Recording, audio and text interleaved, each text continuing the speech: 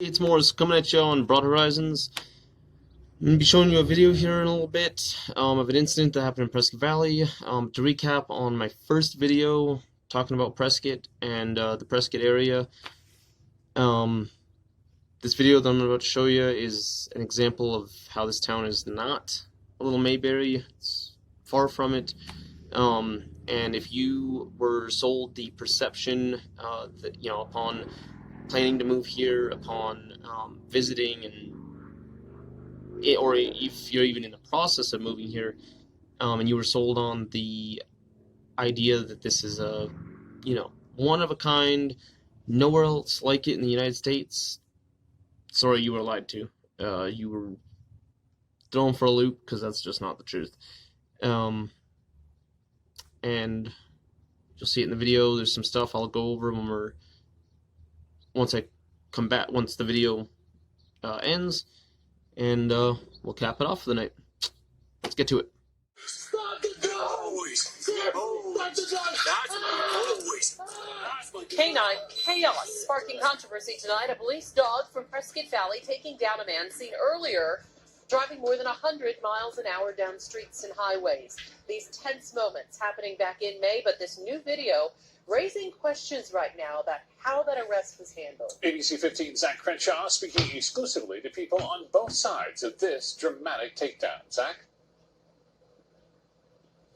Yeah, we're about to show you a man being arrested and bitten by a canine. But before that happens, Prescott Valley PD says he led him on a high-speed chase. One where he hit a woman's car and nearly rammed an officer. That officer firing at least 7 shots at the suspect, even grazing him in the top of the head. But you won't see any video because Prescott Valley PD doesn't have body or dash cameras. Don't move, dude! A Yavapai County Sheriff's deputy's body cam begins when Alfredo Saldivar is lying face down. Don't talk! Don't move! Hey, get on your knees now! Get on your knees! Saldivar does. And for the next 30 seconds, Hands up! Was following every single verbal command. Hey, lift your shirt up! Spin around for me!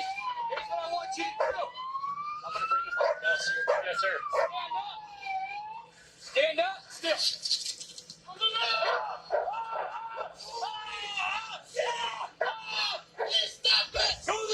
The suspect is still, despite the fact that he's getting bitten by the dogs, trying to be compliant with those commands. Roll on your belly! Roll on your belly! Roll on your belly!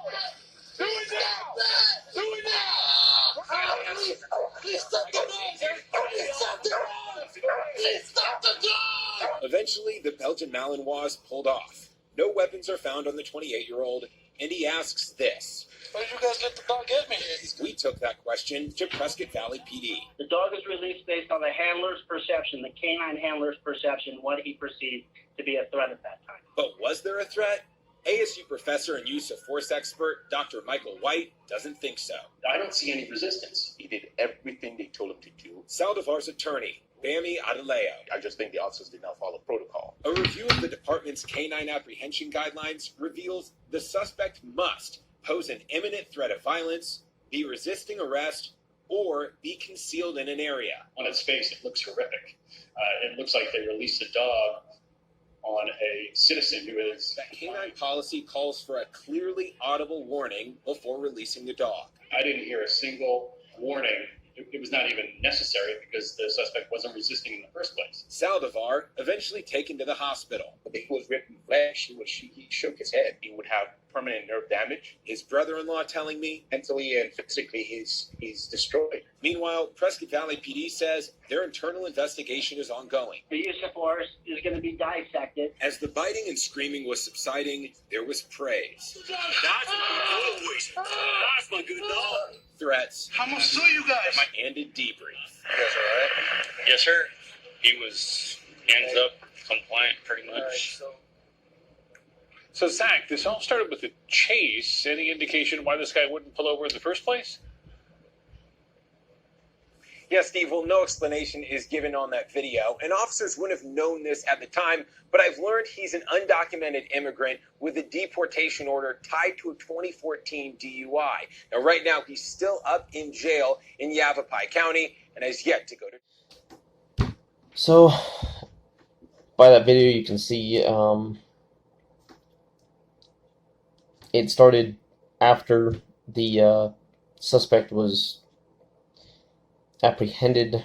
He was on the ground, although there's no video showing what happened prior to that. And it's funny, they say that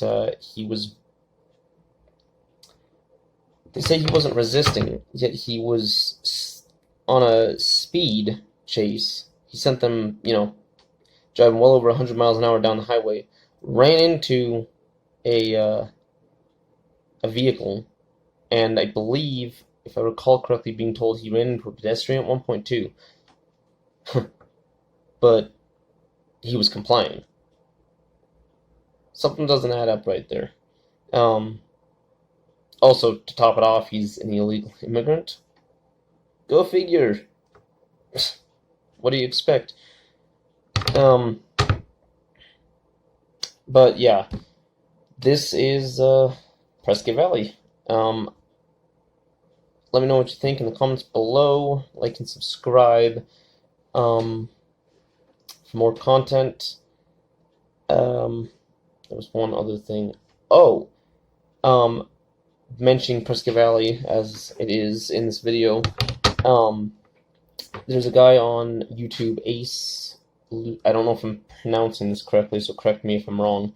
Lucero Tech. He's got that's the name of his channel. He has videos of the Prescott area. One in particular is Welcome to Prescott Valley, and it shows Granville and what that looks like. He drives around a number of the different streets to give you an idea of, if you haven't moved here yet, or if you're in the process of moving here, and you've only seen certain areas, it'll give you an idea of what the area looks like. If you're thinking you're getting away, like I said earlier, if you think you're getting away from, California or anywhere similar, when you check out his videos, it's clear you're not.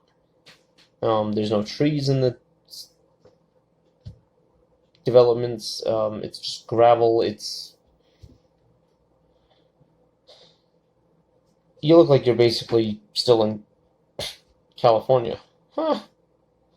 And you're not, which is terribly sad. Anyways, again, let me know what you think in the comments below. Like and subscribe. Check you later.